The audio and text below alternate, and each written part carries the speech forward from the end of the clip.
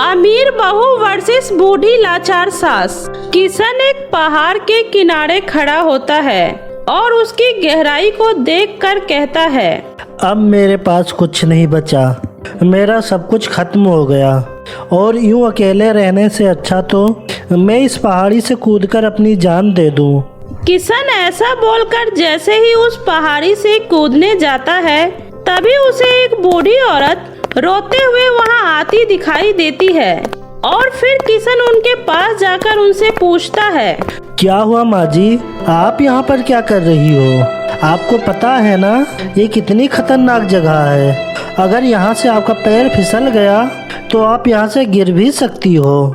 बस यही सोच कर तो आई हूँ बेटे, क्योंकि अब जीने के लिए कुछ बचा ही नहीं है, इसलिए इस जिंदगी को पूरी तरह से खत्म करने के लिए ही यहाँ पर आई हूँ। लेकिन आप ऐसा क्यों करना चाहती हो? आखिर आपके साथ ऐसा क्या हुआ?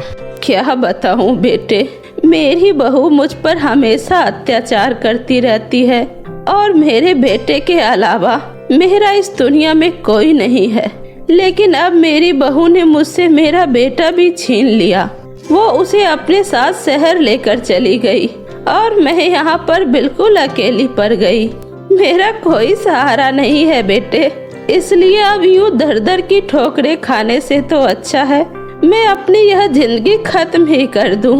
उस बूढ़ी अम्मा की बात सुनकर किशन की आंखों में आंसू आ जाता है और वो उस अम्मा से कहता है, अरे जब आपके बेटे और बहू को आपकी कदर ही नहीं है तो आप क्यों उनके लिए अपनी जान दे रही हो? और एक मैं हूँ जो मेरी माँ मुझे छोड़कर चली गई और उनके बिना मैं इतना अकेला महसूस कर रहा हूँ। काश आप मेरी माँ होती तो मैं कभी भी अपने आप से आपको दूर नहीं होने देता। माँ जी, क्या मैं आपको अपनी माँ कह सकता हूँ? अरे क्यों नहीं बेटे, तुम्हारे जैसा बेटा पाना तो हर माँ के लिए गर्व की बात होगी।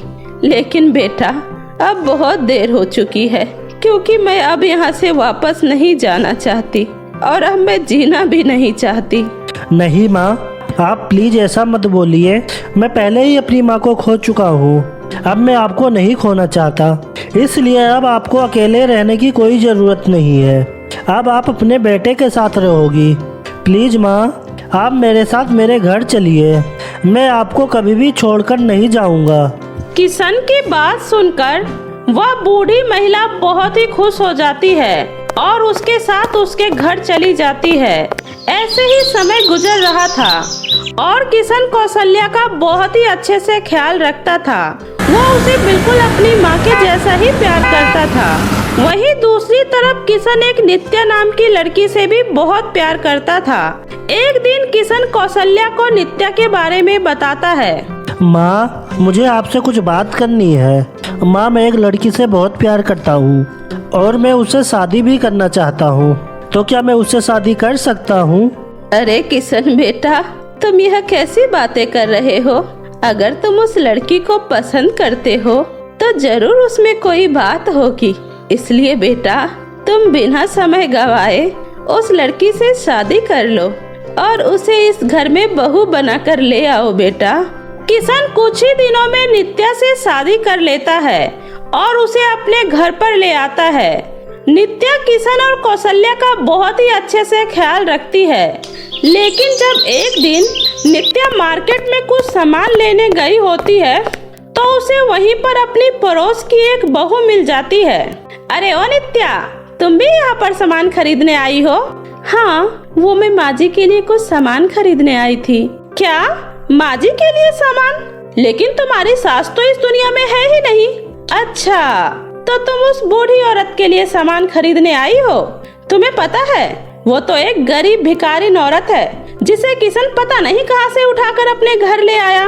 क्या यह तुम क्या कह रही हो? मुझे तो कुछ समझ में नहीं आ रहा। उसके बाद कुसुम नित्या को सारी सच्चाई के बारे में बताती है, जिसके बाद नित्या के मन में कौशल्या के लिए नफरत पैदा हो जाती है।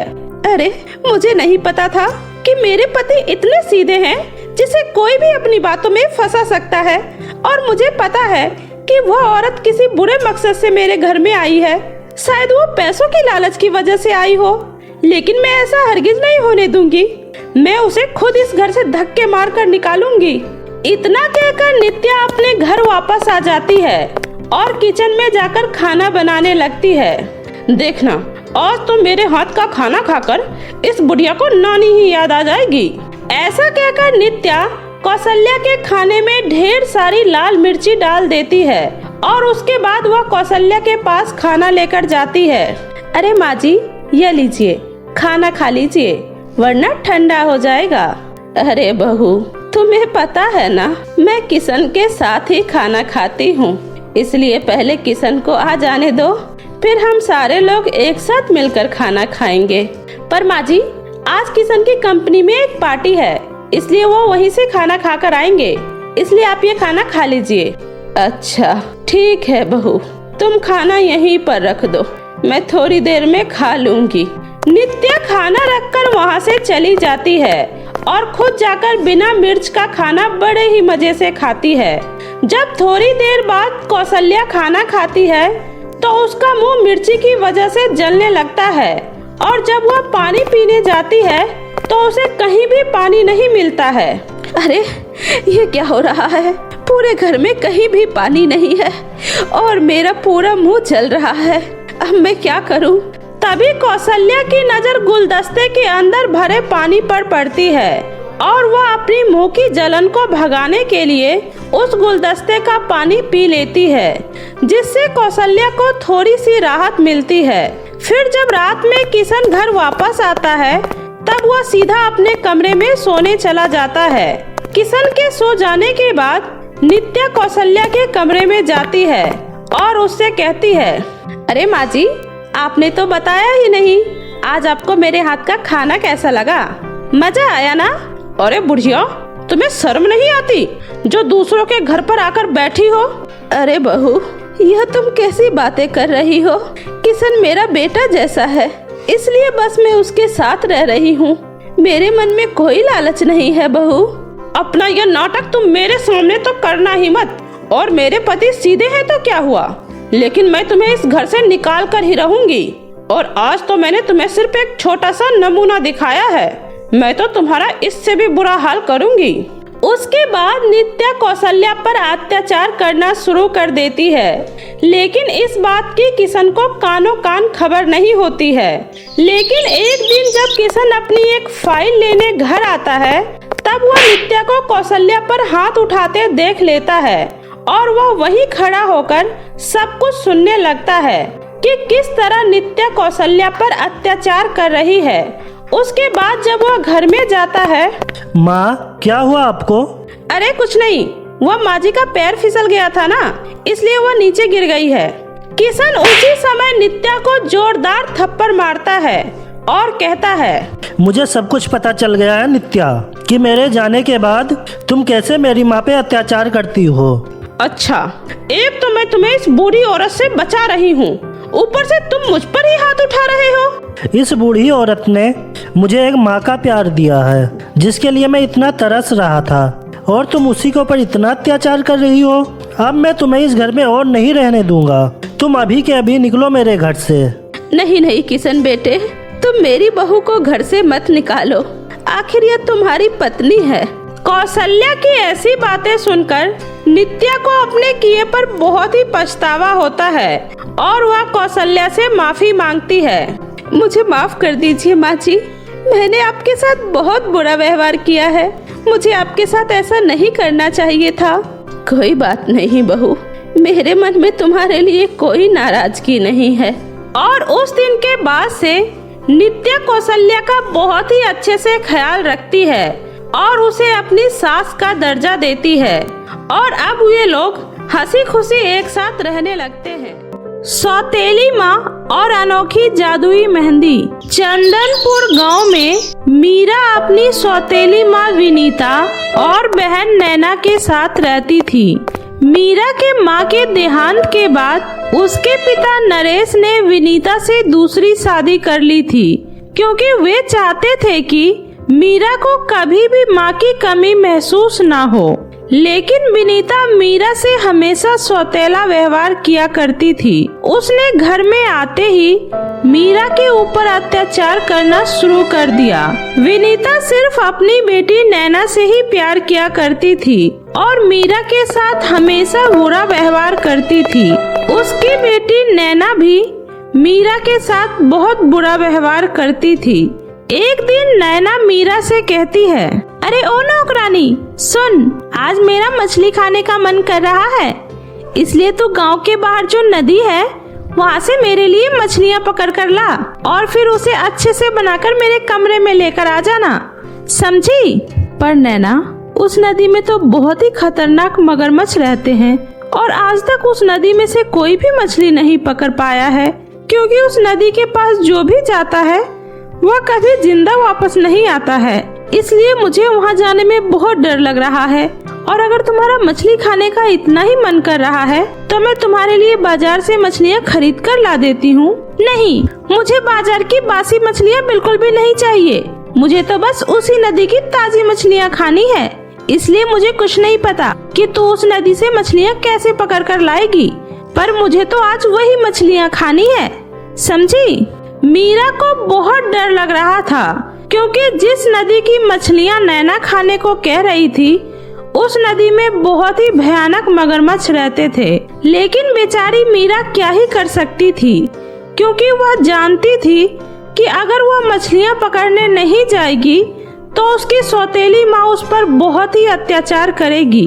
तभी मीरा रोते हुए उस नदी के पास जाती है और उस नदी के पास बैठकर बहुत रोती है।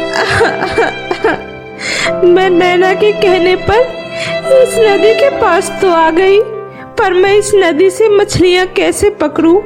मैं आज पूरी तरह से फंस गई हूँ और अगर मैं मछलियाँ पकड़कर घर नहीं ले जाऊंगी तो मेरी सौतेली माँ और नैना मुझ पर बहुत गुस्सा करेगी। अब मैं क्या करूँ?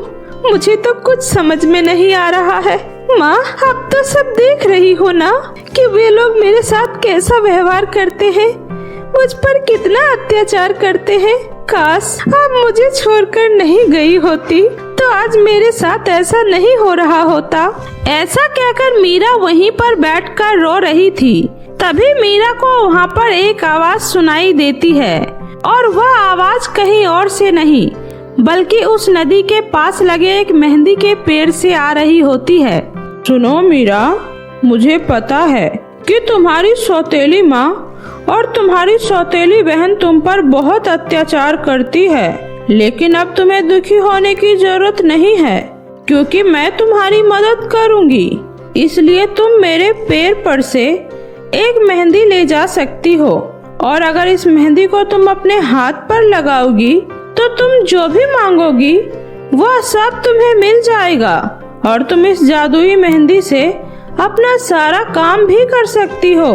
तुम्हें कुछ करने की जरूरत नहीं पड़ेगी। मीरा उस जादुई मेहंदी के पेड़ का धन्यवाद कहती है और उस जादुई मेहंदी की मदद से मीरा उस नदी में से बहुत सारी मछलियाँ पकड़ लेती है और खुशी खुशी अपने घर वापस आ जाती है।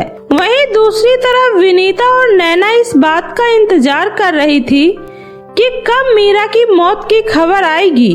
तभी विनीता कहती है, नैना बेटी, तुमने तो आज बहुत ही कमाल का काम किया है, जो उस मनहूस लड़की को उस खतरनाक नदी के पास भेज दिया और अब वो कभी भी वापस नहीं आएगी और अब यह सारी जायदाद हम दोनों के नाम हो जाएगी। फिर हम दोनों माँ बेटी मिलकर इस घर पर राज करेंगे, राज। हाँ माँ, और मैंने सुना है कि उस नदी के पास जो भी जाता है वह कभी वापस लौट कर नहीं आता। तभी मैंने सोच लिया था कि अगर इस मनहूस लड़की से पीछा छुड़वाना है तो उसे उस नदी के पास भेजना ही होगा और फिर मैंने उस मनहूस को उस नदी के पास जाने के लिए मजबूर कर ही दिया। इतना बोलकर दोनों माँ बेटी हंस रही होती है। तभी मीरा सही सलामत मछलियाँ पकड़कर घर वापस आ जाती है, जिसे देखकर दोनों माँ बेटी हैरान रह जाती है।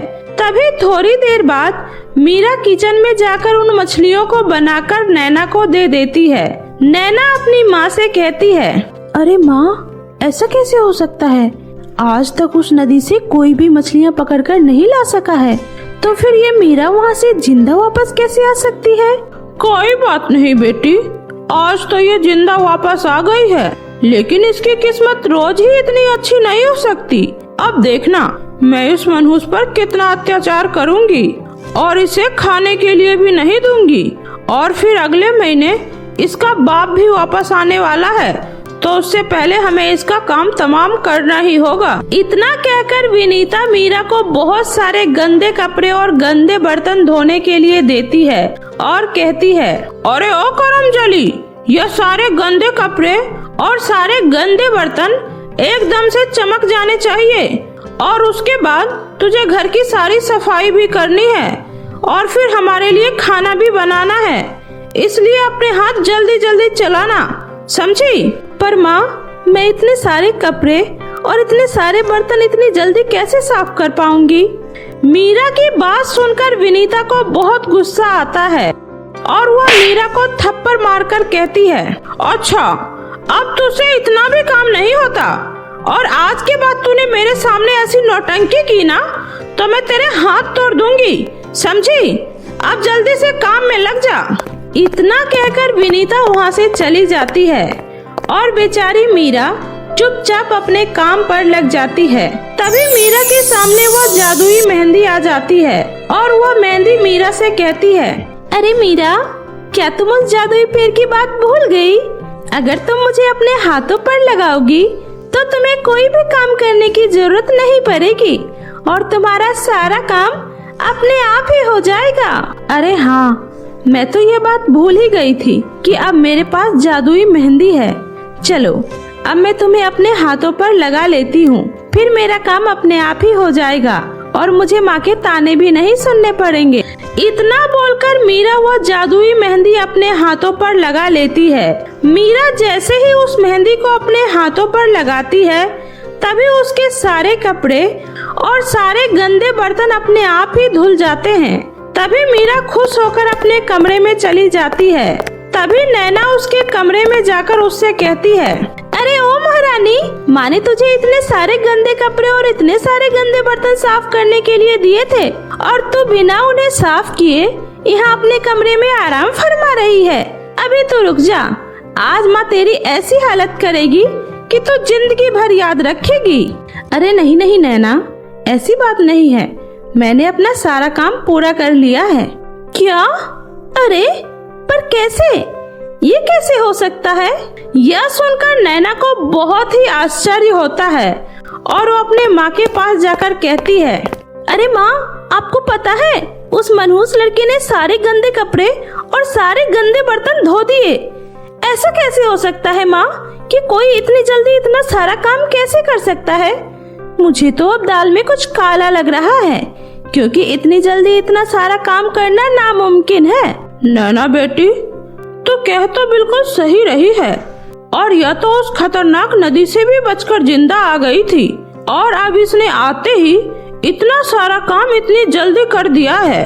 जरूर कुछ तो गड़बड़ है, हमें पता लगाना होगा। तभी दोनों माँ बेटी पता लगाना शुरू कर देती है। मीरा के पास आखिर ऐसी कौन सी चीज है जिससे वो अपनी सारी मुश्किलों को आसान करी जा रही है। तभी उसी समय मीरा अपने कमरे में उस जादुई मेहंदी से बात कर रही होती है। तुम्हारा बहुत बहुत शुक्रिया जादुई मेहंदी, आज तुम्हारी ही वजह से मैं अपनी सौतेली माँ और सौतेली बहन के अत्याचारों से बच पा रही हूँ। तुम्हारी वजह से ही मेरे सारे काम अपने आप हो जा रहे हैं। सच में तुम बहुत ही अच्छी हो जादुई मेहंदी। देखा माँ, इसके पास एक जादुई मेहंदी है जिसकी मदद से इसने ये सारे काम किए हैं। अच्छा, तो ये बात है, फिर तो हम भी इस जादुई मेहंदी को अपने हाथ पर लगाएंगे। उसके बाद यह जादुई मेहंदी हमारी भी सारी मनोकामनाएं पूरी करेगी और इस मेहंदी को हम अपने हाथ पर लगाकर खूब सारे पैसे भी मांग सकते हैं। उसके बाद हम बहुत ही अमीर हो जाएंगे। इतना बोलकर दोनों माँ बेटी मीरा के पास जाती है और उससे वह जादुई मेहंदी छीन लेती है। तभी मीरा कहती है, अरे नहीं नहीं माँ, आप दोनों इसे अपने हाथ पर मत लगाना, क्योंकि उस पेड़ ने मुझे कहा था अगर कोई लालच की वजह से इस मेहंदी को अपने हाथों पर लगाएगा तो उसके साथ बहुत बुरा होगा। प्लीज माँ, इस मेहंदी को अपने हाथ पर मत लगाना। अच्छा, तो अब तू बताएगी हमें कि हमें क्या करना चाहिए और क्या नहीं। चल हट यहाँ से। नैना बेटी चल, तू अभी जल्दी से इसे अपने हाथों पर लगा और इस जादुई मेहंदी से खूब सारे पैसे मांग। तभी जैसे ही नैना उस मेहंदी को अपने हाथों पर लगाती है, नैना वहीं जलकर राख हो जाती है, जिसे देखकर विनीता फूट फूट कर रोने लगती है और उसे अपनी गलती का एहसास होता है और वह मीरा से माफी मांगती है। मुझे माफ कर दे मीरा बेटा, मैंने तेरी बात नहीं मानी और मैंने अपनी लालच में आकर आज अपनी बेटी को हमेशा के लिए खो दिया और मैं तुझे नहीं खोना चाहती हूँ, इसलिए आज से मैं तुझे सगी माँ के जैसे ही प्यार दूंगी। मुझे माफ कर दे बेटी। विनीता की बातें सुनकर मीरा उसे माफ कर देती है और मीरा को उस जादुई मेहंदी की वजह से विनीता का प्यार मिल जाता है और अब वह विनीता के साथ खुशी खुशी रहने लग जाती है। तो मेरे प्यारे दोस्तों, कैसी लगी आपको मेरी ये कहानी, मुझे कमेंट करके ज़रूर बताएं। कहानी अच्छी लगी हो तो इसे अपने दोस्तों के साथ भी शेयर करें। और हाँ दोस्तों, अगर आपने अब तक मेरे चैनल जादुई टीवी को सब्सक्राइब नहीं किया है तो प्लीज़ जल्दी से नीचे लाल बटन दबाकर अभी सब्सक्राइब कर ले। तो मिलती हूँ ऐसे ही फिर किसी नई जादुई कहानी के साथ। तब तक अपना ध्यान रखें। बाय बाय दोस्तों।